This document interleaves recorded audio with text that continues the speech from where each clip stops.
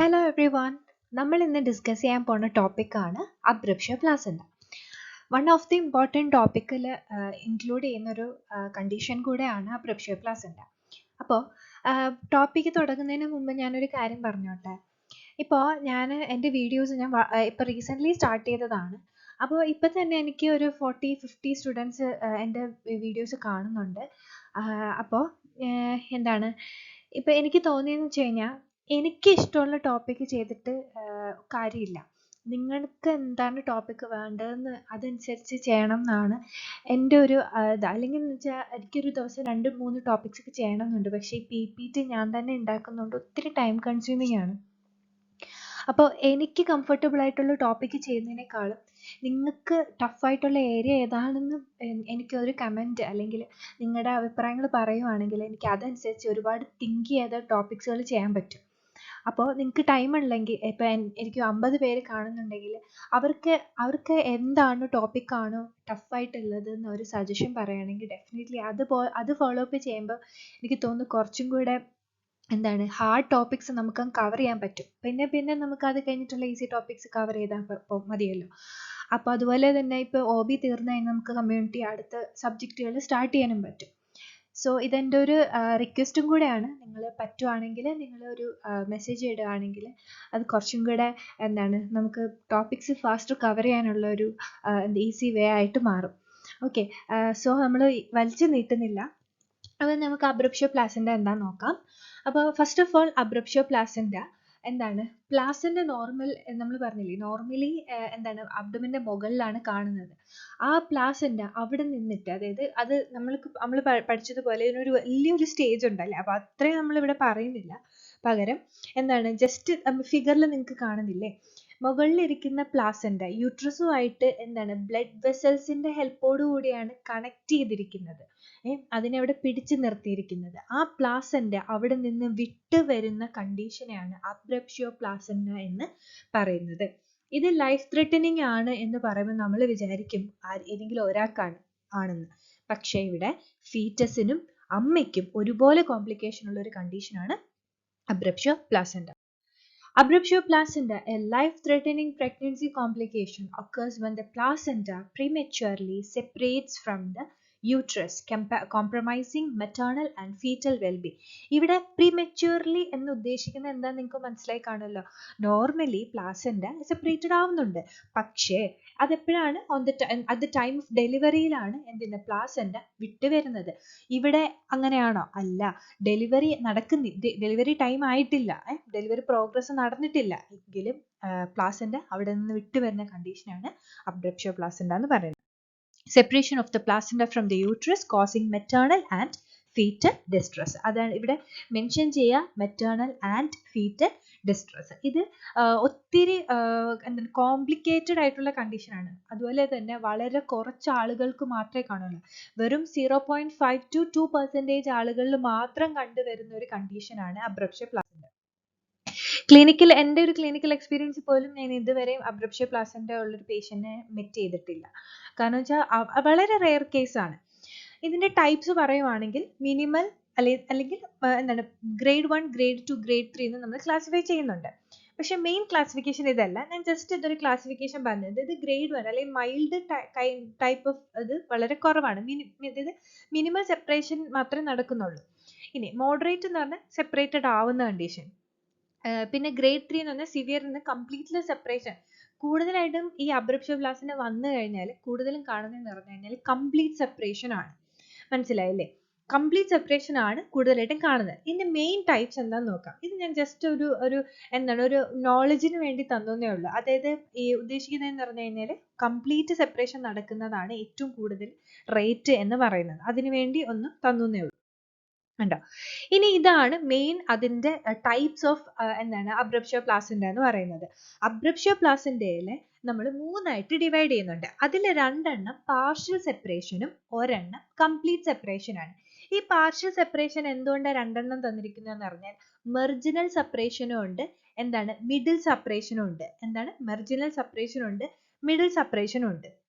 അതിൽ middle separation കൺസീൽഡും അതുപോലെ തന്നെ കംപ്ലീറ്റ് സെപ്പറേഷൻ കൺസീൽഡും ഉണ്ട്. ഇപ്പൊ ചെറിയ കൺഫ്യൂഷൻ ആയില്ലേ?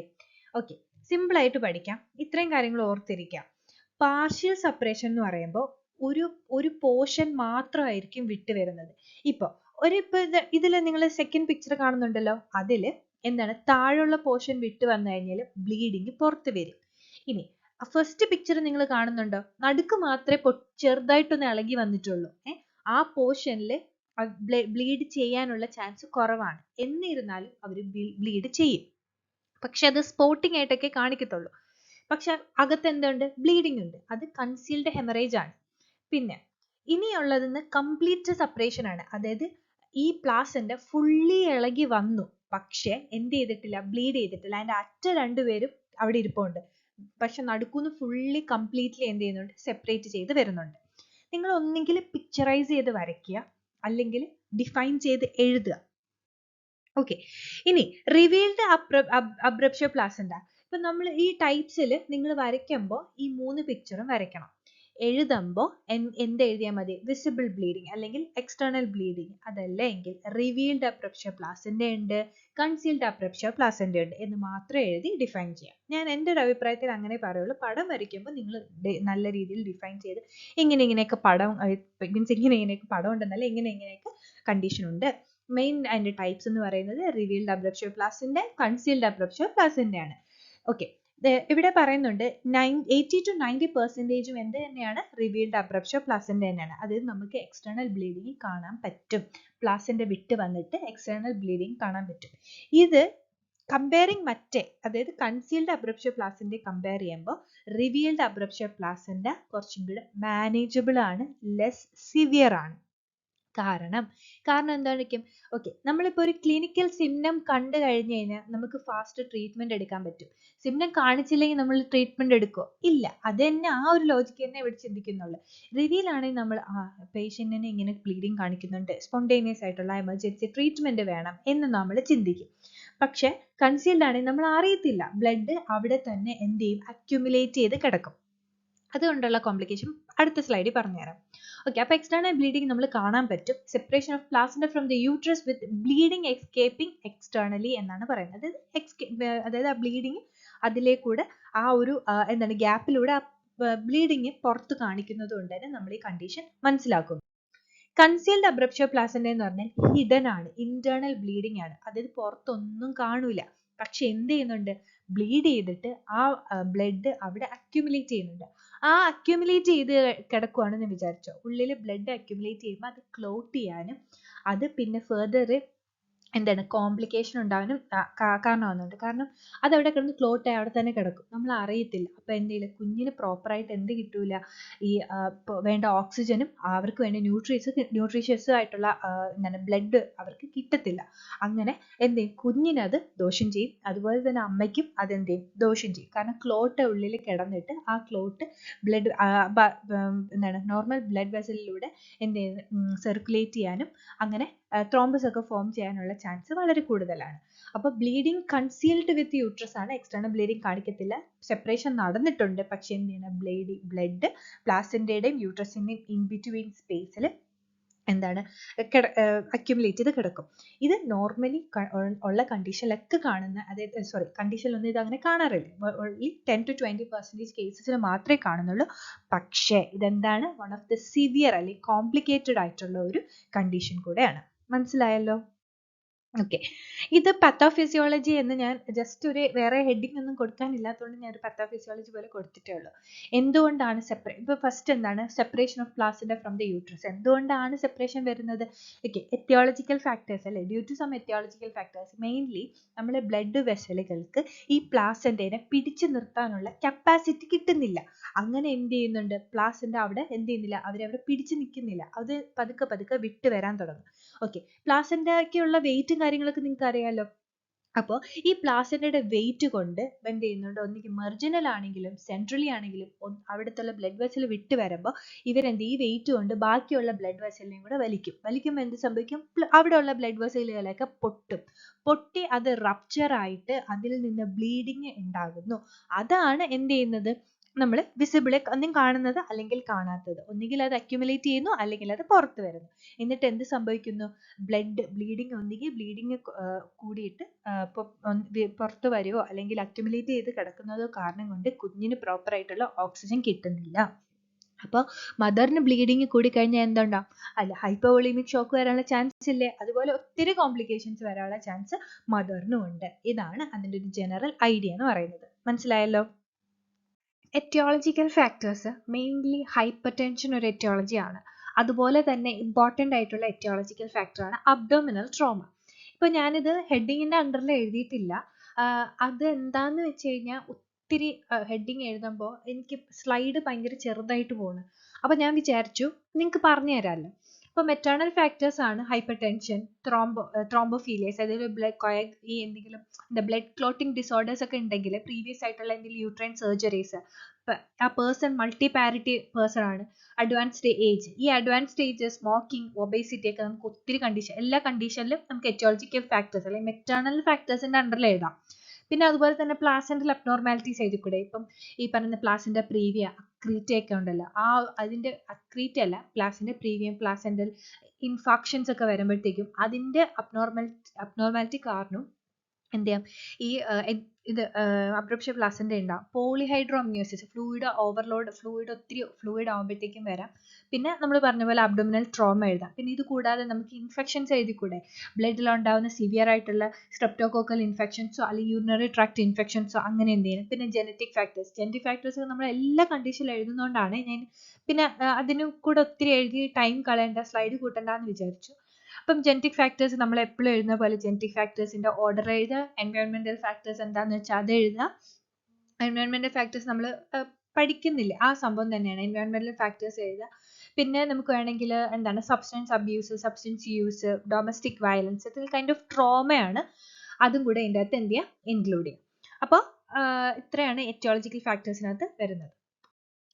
Next clinical features. Clinical features ഞാൻ രണ്ടായിട്ട് ഡിവൈഡ് ചെയ്തിട്ടാണ് എഴുതിയിരിക്കുന്നത്. റിവീൽഡ് അബ്രപ്ഷൻ പ്ലാസെന്റയുടെ ക്ലിനിക്കൽ ഫീച്ചേഴ്സും കൺസീൽഡ് അബ്രപ്ഷൻ പ്ലാസെന്റയുടെ ക്ലിനിക്കൽ ഫീച്ചേഴ്സും. ഇത് എഴുതുമ്പോൾ നിങ്ങൾ എന്താ ചെയ്യേണ്ടതെന്ന് വെച്ച് കഴിഞ്ഞാൽ ക്ലിനിക്കൽ ഫീച്ചേഴ്സ് എന്ന് ഹെഡിങ് കൊടുത്തിട്ട് 2 ബോക്സ് ആയിട്ട് വരയ്ക്കാം. ഒരു ബോക്സിൽ റിവീൽഡ് അബ്രപ്ഷൻ പ്ലാസെന്റയും അടുത്തതിനകത്ത് കൺസീൽഡ് അബ്രപ്ഷൻ പ്ലാസെന്റയും ബോക്സ് വരച്ചിട്ട് വൃത്തിയായിട്ട് എഴുതുക. അത് മതി നമുക്ക് ഇംപ്രസ് ചെയ്യിക്കാം. വജൈനൽ ബ്ലീഡിങ് എന്തുകൊണ്ടാണെന്ന് അറിയാം. അബ്ഡോമിനൽ പെയിന്, ഇത്രയും ബ്ലഡ് വെസൽസ് പൊട്ടുവോ, ക്രാമ്പിങ് നടക്കുമ്പോൾ എന്തായാലും സ്റ്റാബിങ് പെയിൻ ഉണ്ടാവുമല്ലോ, അതാണ് അബ്ഡോമിനൽ പെയിൻ ഉണ്ടാവുക. യൂട്രൈൻ ടെൻഡർനെസ് ഉണ്ടാവും. ഇതൊക്കെ ജനറലി നമ്മൾ തിങ്ക് ചെയ്യുമ്പോൾ നമുക്ക് കിട്ടുന്ന കുറച്ച് കാര്യങ്ങളാണ്. ഫീറ്റൽ ഡിസ്ട്രസ് ഉണ്ടാവും, ഹൈപ്പർ ടെൻഷൻ ഉണ്ടാകും, പാൽപിറ്റേഷൻ ഉണ്ടാകും. കാരണം ബ്ലഡ് ലോസ് വരുന്നതുകൊണ്ട് തന്നെ ഇതൊക്കെ വരാനുള്ള ചാൻസും വളരെ കൂടുതലാണ്. Nausea, vomiting. എന്തുകൊണ്ടായിരിക്കും? ഫീവർ വരും. അപ്പോൾ ഈ എന്താ പറയുക, ഇപ്പം ഒത്തിരി ബ്ലീഡിങ് വരുമ്പോൾ ടിഷ്യൂ നെക്രോസിസും കാര്യങ്ങളൊക്കെ ഉണ്ടാകുന്നുണ്ട് തന്നെ ഇൻഫ്ലമേറ്ററി റെസ്പോൺസസ് വരാനുള്ള ചാൻസ് വളരെ കൂടുതലാണ്. പിന്നെ ഇൻഫെക്ഷൻ ഉണ്ടാവാനും പേഷ്യൻറ്റിന് ഒത്തിരി ചാൻസ് കൂടുതലുണ്ടായതുകൊണ്ട് തന്നെ എന്താണ് ഫീവർ ഒരു ക്ലിനിക്കൽ ഫീച്ചറായിട്ട് എഴുതാം. Then concealed abruption placenta, abdominal pain, uterine tenderness, fetal distress, hypertension, hidden bleeding അല്ലേ? ഹിഡൻ ബ്ലീഡിങ് ആണ്, അതായത് വിസിബിൾ ആയിട്ട് നമുക്ക് ബ്ലീഡിങ് ഒന്നും കാണുന്നില്ല, പക്ഷെ എന്താണ് ബ്ലീഡിങ് പേഷ്യൻ്റ് ഉണ്ട്. Restless anxiety, shortness of breath and decreased fetal movement കുറയും. എന്തുകൊണ്ടാണ്? കുട്ടികൾക്ക് അതിൻ്റെ അകത്ത് പ്രോപ്പറായിട്ട് ഓക്സിജനും കാര്യങ്ങളും കിട്ടുന്നില്ലല്ലോ, അതുകൊണ്ടാണ് ഡിക്രീസ്ഡ് ഫീറ്റൽ മൂവ്മെന്റ് പറയുന്നത്.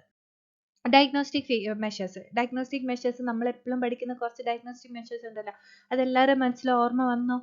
അത് എന്താണ് നിങ്ങൾ എഴുതി വെച്ചിട്ട് പഠിക്കണം കേട്ടോ. അപ്പോൾ എന്താന്ന് വെച്ച് കഴിഞ്ഞാൽ നമുക്ക് എല്ലായിടത്തും ഒരേപോലെ അപ്ലൈ ചെയ്യാനും പറ്റും. നിങ്ങൾക്ക് ഒത്തിരി പേപ്പർ പ്രസൻറ്റേഷൻ്റെ ഇമ്പോർട്ടൻസിനെ എല്ലാ വീഡിയോസിലും പറയുന്നതാണെങ്കിലും നോർമലി അങ്ങ് പറഞ്ഞു പോകുന്നതാണ്. അപ്പം നിങ്ങൾ ക്ലിനിക്കൽ ഫീച്ചേഴ്സ് ഡയഗ്നോസ്റ്റിക് മെഷേഴ്സ് എഴുതുമ്പോൾ അതിൻ്റെ കറക്റ്റ് ഒരു ഓർഡറിനെ എഴുതി പഠിക്കുക. എന്തൊക്കെയാണ്? Clinical assessment, medical history, physical examination, vitals, abdominal palpation, uterine size and tone, lab test നോക്കുക. പിന്നെ നമ്മുടെ ലാബ് ടെസ്റ്റ് അല്ലേ, അപ്പോൾ ലാബ് ടെസ്റ്റിൽ ഇപ്പോൾ നമ്മൾ പറഞ്ഞ പോലെ പേഷ്യൻറ്റിന് CS അല്ലെങ്കിൽ എമർജൻസി സർജറി എന്ത് പ്ലാൻ ചെയ്യുന്ന പേഷ്യൻറ്റിന് ലാബ് ടെസ്റ്റിൽ ബ്ലഡ് ടൈപ്പും ക്രോസ് മാച്ചിങ് ചെയ്യുക. പിന്നെ കോയാഗുലേഷൻ സ്റ്റഡീസ് ചെയ്യുക. ഇലക്ട്രോലൈറ്റ് പാനൽ നമ്മൾ നോക്കും. പിന്നെ കാരണം ഒത്തിരി ബ്ലീഡിങ്ങും കാര്യങ്ങളൊക്കെ വന്നിട്ടുണ്ടെങ്കിൽ ഇലക്ട്രോലൈറ്റ് ഇംബാലൻസും കാര്യങ്ങളൊക്കെ വരാൻ ചാൻസ് ഇല്ലേ, അതുകൊണ്ടാണ് ഇലക്ട്രോലൈറ്റ് പാനലിലൂടെ നോക്കുന്നത്. പിന്നെ ഡയഗ്നോസ്റ്റിക് മെഷേഴ്സ് ഇമേജിംഗ് സ്റ്റഡീസ് ആണ്. ഇമേജിംഗ് സ്റ്റഡീസ് എന്തൊക്കെ ചെയ്യാം? അൾട്രാസൗണ്ട് ചെയ്യാം, fetal biometry, growth assessment, placenta location evaluation. ഇതെന്ന് വെച്ച് കഴിഞ്ഞാൽ നിങ്ങൾ ഇപ്പം നമ്മൾ എഴുതുവാണ് ഇമാജിംഗ് സ്റ്റഡീസ്, പക്ഷേ അൾട്രാസൗണ്ട് ചെയ്തു എന്ന് പറഞ്ഞിട്ട് കാര്യമില്ല. അൾട്രാസൗണ്ടിൽ നമ്മൾ എന്തൊക്കെ സസ്പെക്ട് ചെയ്യാം, പിന്നെ ഡോപ്ലർ ഫ്ലോ സ്റ്റഡീസ് നടത്താം, മെറ്റേണൽ ഫീറ്റൽ വെസലുകൾ നോക്കൂലേ, അങ്ങനെയുള്ള കാര്യങ്ങൾ കൂടെ നമ്മൾ ഇതിനകത്ത് ചെയ്യുന്നത് ഇൻക്ലൂഡ് ചെയ്യാം. പിന്നെ ഫീറ്റൽ മോണിറ്ററിങ് ചെയ്യുക, NST എടുക്കുക, ബയോഫിസിക്കൽ പ്രൊഫൈൽ ഒത്തിരി ഉണ്ടല്ലോ. അതിപ്പോൾ പറഞ്ഞു കഴിഞ്ഞാൽ വീഡിയോ ഇപ്പോൾ തന്നെ ലോങ് ആയി, അപ്പോൾ കൂടുതൽ ലോങ് ആക്കണ്ടെന്ന് വിചാരിച്ചിട്ടാണ്. വേണമെന്ന് വെച്ച് കഴിഞ്ഞാൽ പറയുവാണെങ്കിൽ നമുക്ക് അതുപോലെ ഒരു വീഡിയോ ചെയ്യാം. Then fetal heart rate monitoring, umbilical artery Doppler ഒക്കെ നമ്മൾ ചെയ്ത് നോക്കും. ഇതൊക്കെ പഠിച്ചു വെക്കുക. എല്ലാ കണ്ടീഷനിലും എടുത്തെഴുതാൻ പറ്റുന്ന കുറച്ച് കാര്യങ്ങളാണ് ഇതൊക്കെ. പിന്നെ അഡീഷണൽ ടെസ്റ്റ് MRI ആണ്. MRI നമ്മൾ എടുക്കൂല എങ്കിലും ചില കേസസിൽ, ഇപ്പം ചില വളരെ റെയർ കേസസിൽ നമുക്ക് MRI എടുക്കാം. Coagulation studies, blood gas analysis, liver function test. ഇനി MRI നിങ്ങൾ എഴുതുന്നുണ്ടെങ്കിൽ അതിന്റെ ബ്രാക്കറ്റിൽ അതിന്റെ റീസൺ എന്താണെന്ന് എഴുതുക. ഇവിടെ എഴുതിയിട്ടുണ്ട് അൾട്രാസൗണ്ട് ഇൻകൺക്ലൂസീവ് ആണെങ്കിലാണ് നമ്മൾ MRI എടുക്കുന്നത്. MRI എഴുതിയില്ലെങ്കിൽ എഴുതിയില്ല എന്നേ ഉള്ളൂ. എഴുതി കഴിഞ്ഞു കഴിഞ്ഞാൽ എന്തിനാണ് എന്ന് അവിടെ സ്പെസിഫൈ ചെയ്യുക. ഓക്കെ. ഇനി നമ്മൾ എപ്പോഴും എഴുതുന്ന പോലെ ഡയഗ്നോസ്റ്റിക് ക്രൈറ്റീരിയ എന്തൊക്കെ ക്രൈറ്റീരിയാസ് ഫുൾഫിൽ ചെയ്താൽ മാത്രം നമ്മൾ ഡയഗ്നോസിസ് കണ്ടിന്യൂ ചെയ്യുന്ന ക്ലിനിക്കൽ പ്രശ്നം. അബ്ഡോമിനൽ പെയിനും ബ്ലീഡിങ് ഉണ്ടാവണം. അൾട്രാസൗണ്ടിൽ പ്ലാസന്റ സെപ്പറേഷൻ നമ്മൾക്ക് വിസിബിൾ ആവണം. ഫീറ്റൽ ഡിസ്ട്രസ് അല്ലെങ്കിൽ ഫീറ്റൽ മൂവ്മെന്റ് കോംപ്രമൈസ് അങ്ങനെയൊക്കെയുള്ള കാര്യങ്ങൾ എഴുതാം. ഹെമറേജ് ഉണ്ടെങ്കിൽ എഴുതാം. Then management. ഇതൊരു എമർജൻസി കണ്ടീഷൻ ആയതുകൊണ്ട് തന്നെ നമുക്ക് ഇനിഷ്യൽ മാനേജ്മെന്റ് തൊട്ട് തുടങ്ങാം. ഞാൻ മാനേജ്മെന്റ് എഴുതിയിരിക്കുന്ന ഒരു ഓർഡർ എന്ന് വെച്ചാൽ ഇനിഷ്യൽ മാനേജ്മെന്റ്, പിന്നെ ഫാർമക്കോളജിക്കൽ മാനേജ്മെന്റ്, അല്ല നമ്മൾ നോർമലി ചെയ്യുന്ന non pharmacological management, surgical management, post അങ്ങനെയൊക്കെയാണ്. പോസ്റ്റ് ഡെലിവറി ഞാൻ മാനേജ്മെന്റ് എഴുതിയിട്ടില്ല. അപ്പോൾ ഇനിഷ്യൽ മാനേജ്മെന്റ് എന്തായിരിക്കും? ഫസ്റ്റ് പേഷ്യന്റ് ഒന്ന് നമ്മൾ സ്റ്റെബിലൈസ് ചെയ്യുക. എന്ന് വെച്ചാൽ എന്താണ്? എയർവേ, ബ്രീത്തിങ്, സർക്കുലേഷൻ ഒക്കെ നോക്കുക.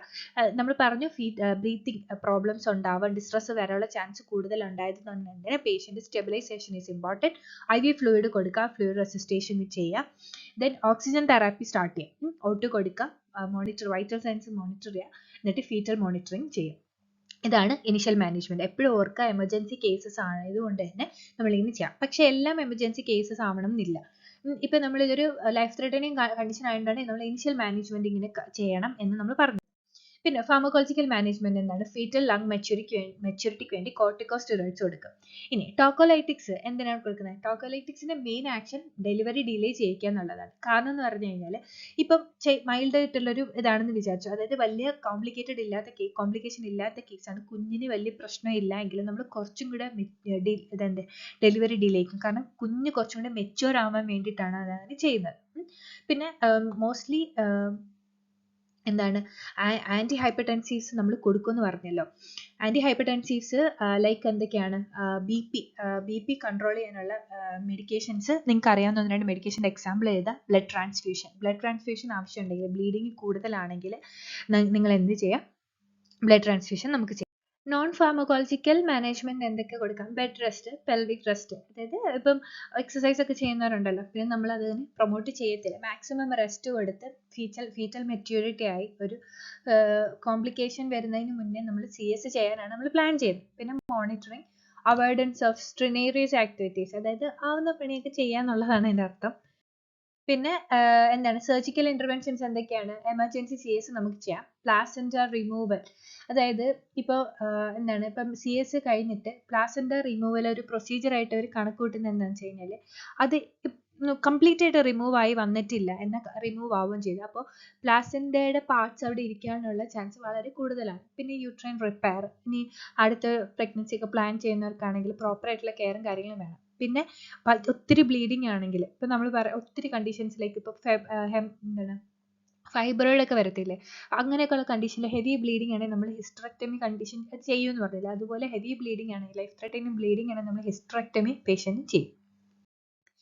കുറച്ച് നഴ്സിംഗ് ഡയഗ്നോസിസ് എപ്പോഴും പഠിക്കുന്ന തന്നെയാണ്. Risk for maternal injury related to haemorrhage, acute pain, abdominal pain, uterine contraction ഉണ്ടായതുകൊണ്ട് തന്നെ ആൻസൈറ്റി വരും, ദെൻ ഫിയർ വരും. അതുപോലെ തന്നെ നിങ്ങൾക്ക് ഈ ഗ്രിഫ് എഴുതാൻ വേണമെന്ന് വെച്ച് കഴിഞ്ഞാൽ ഗ്രിഫ് അല്ല, ഡിപ്രസീവ് മൂഡ് എഴുതാം, ഡെഫിസിറ്റ് ഫ്ലൂയിഡ് വോളിയം എഴുതാം, റിസ്ക് ഫോർ ഇൻഫെക്ഷൻ എഴുതാം. ഇതെല്ലാം മെറ്റേണൽ കോസ് ആണ്. ഇത് ഫീറ്റൽ കോസ് ആണ്, അല്ലെങ്കിൽ ഫീറ്റൽ നഴ്സിംഗ് ഡയഗ്നോസിസ് ആണ്. Risk for fetal injury, fetal distress, risk for neonatal hypoxia ഉണ്ടാകും കേട്ടോ. കാരണം പ്രിമച്വർ ബർത്ത് ആയിരിക്കും ഒന്നുകിൽ കുഞ്ഞിന്. നമ്മൾ മാക്സിമം കുറച്ചും കൂടി ടൊക്കലൈറ്റിക്സ് ഒക്കെ കൊടുത്തും പ്രോപ്പർ മോണിറ്ററിംഗ് ഒക്കെ ചെയ്ത് നമ്മൾ മാക്സിമം കുറച്ചുകൂടെ കൊണ്ടുപോകും. എങ്കിലും ചില സമയത്ത് നമ്മൾ എമർജൻസി CS ആണ് പ്രിഫർ ചെയ്യുക. കോംപ്ലിക്കേഷൻ, മെറ്റേണൽ കോംപ്ലിക്കേഷൻ ആണ് haemorrhage, hypovolaemic shock, renal failure, coagulopathy and infection. നമ്മൾ ഓൾറെഡി പറഞ്ഞിട്ടുണ്ടായിരുന്നു എന്താണ് ഇപ്പോൾ പ്ലാസൻ്റ വിട്ട് വന്നു കഴിഞ്ഞാൽ ഇപ്പോൾ ബ്ലഡ് ക്ലോട്ടുകൾ എന്തെയും സർക്കുലേറ്റ് ചെയ്തിട്ട് ത്രോംബോസിസ് ഒക്കെ വരില്ലേ. അപ്പം കൊയാഗുലോപ്പതി ഒരു വലിയൊരു കോംപ്ലിക്കേഷൻ തന്നെയാണ് പേഷ്യൻറ്റിന്. അത് എന്തിൻ്റെ അണ്ടറിൽ സ്പെസിഫിക്കലി നമുക്ക് എന്തിൻ്റെ അണ്ടറിൽ എഴുതാം, കൺസീൽഡിൻ്റെ അണ്ടറിൽ എഴുതാം, മറ്റതിലും വരും. എങ്കിലും ഞാൻ പറഞ്ഞു എന്നേ ഉള്ളൂ, കൊയാഗുലോപ്പതി ഇൻഫെക്ഷൻ വരാം. ഇത് ഫീറ്റൽ കോംപ്ലിക്കേഷൻസ് ആണ്. ഫീറ്റൽ കോംപ്ലിക്കേഷൻസ് എന്തൊക്കെയാണ്? Premature birth, intrauterine growth restriction, fetal distress, birth asphyxia, neonatal death. ഇത് എല്ലാ കണ്ടീഷനിലും എഴുതാൻ പറ്റുന്നതാണ്. അപ്പോൾ എപ്പോഴും കോംപ്ലിക്കേഷൻ എഴുതുമ്പോൾ 2 ബോക്സ് ആയിട്ട് വരച്ച് വൃത്തിയായിട്ട് വേണം എഴുതാൻ. പേപ്പർ പ്രസൻറ്റ് ചെയ്യുമ്പോൾ ഉള്ള കാര്യങ്ങളൊക്കെ ഓൾറെഡി പറഞ്ഞു തന്നിട്ടുണ്ടല്ലോ, അതൊക്കെ നോക്കുക. പിന്നെ വീഡിയോ ഇഷ്ടമായാൽ ഡെഫിനറ്റ്ലി ലൈക്ക് ചെയ്യുക. പിന്നെ നിങ്ങൾ സബ്സ്ക്രൈബ് ചെയ്യുക, ചാനൽ സബ്സ്ക്രൈബ് ചെയ്തിട്ടാൽ ഞാൻ പുതിയ പുതിയ വീഡിയോസ് നിങ്ങൾക്ക് കാണുമ്പോൾ അതൊക്കെ നിങ്ങൾക്ക് പഠിക്കാമല്ലോ. പിന്നെ ആദ്യം പറഞ്ഞ റിക്വസ്റ്റ് നിങ്ങളെല്ലാവരും ഒന്ന് കൺസിഡർ ചെയ്യുക. പിന്നെ ചാനൽ നിങ്ങൾ ഡെഫിനറ്റ്ലി സബ്സ്ക്രൈബ് ചെയ്യുക. ഓക്കെ, അപ്പോൾ പുതിയ പുതിയ വീഡിയോസ് ഒക്കെ നിങ്ങൾക്ക് കാണാൻ പറ്റുമല്ലോ. So thank you for watching my video.